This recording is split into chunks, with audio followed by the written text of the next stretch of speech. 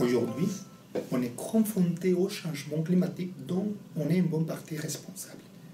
Donc l'homme, déjà à l'époque, doit développer tout un mix énergétique composé de différents types d'énergie renouvelables, mais ce n'est pas seulement la technologie, ça sert aussi à s'occuper de la problématique d'aménagement du territoire, donc d'organiser tous ces mix énergétiques avec aussi tout un portage législatif qui va avec.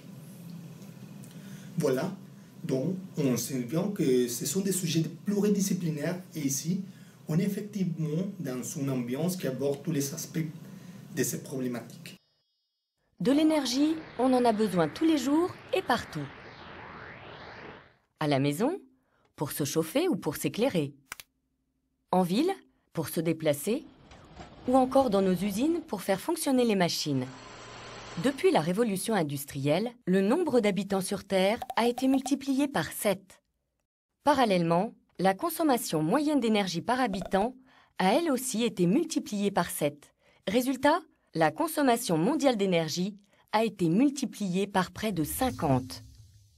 Aujourd'hui dans le monde, 80% de cette énergie provient des énergies fossiles, c'est-à-dire riches en carbone. C'est le pétrole, le charbon, le gaz naturel. Elles sont bien réparties sur la Terre et bénéficient d'un rendement énergétique élevé. Mais attention, ces énergies diminuent petit à petit, même si de nouveaux gisements sont découverts, car leur renouvellement nécessite plusieurs dizaines de millions d'années. Autre problème, l'utilisation de ces énergies, et particulièrement leur combustion, contribue fortement à l'augmentation de la concentration des gaz à effet de serre. En effet, pour produire de l'électricité ou de la chaleur, les énergies fossiles émettent du dioxyde de carbone, CO2.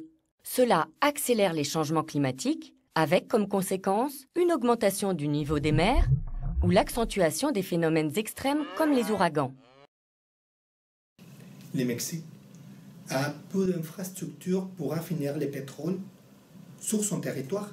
On achète à l'étranger. L'essence, le diesel, ça coûte cher. Alors, pour demain, il faut vraiment penser à notre sécurité d'approvisionnement et produire notre propre ressources énergétiques, avec moins de gaspillage, plus d'efficacité énergétique et plus d'énergie renouvelable. Tout ça avec pour objectif de maintenir un coût abordable pour les consommateurs et les entreprises.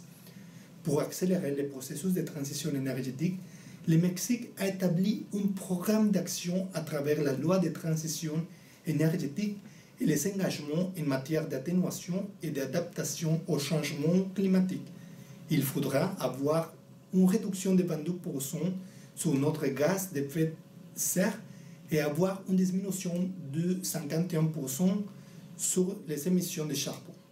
Le Mexique est le pays numéro 13 à l'émission de gaz à effet de serre avec 1,37% de la production mondiale qui représente 665 mégatonnes de CO2 avec une origine partagée entre les secteurs les plus générateurs qui sont les transports, l'énergie électrique et l'industrie, avec un pourcentage de 26, 19 et 17%. Alors, la réglementation énergétique mexicaine comprend plusieurs étapes. La première, c'est la loi générale du changement climatique. Et après, la stratégie pour la mise en œuvre de cette loi, c'est la vision 10-20-40, qui est alignée au programme spécial de changement climatique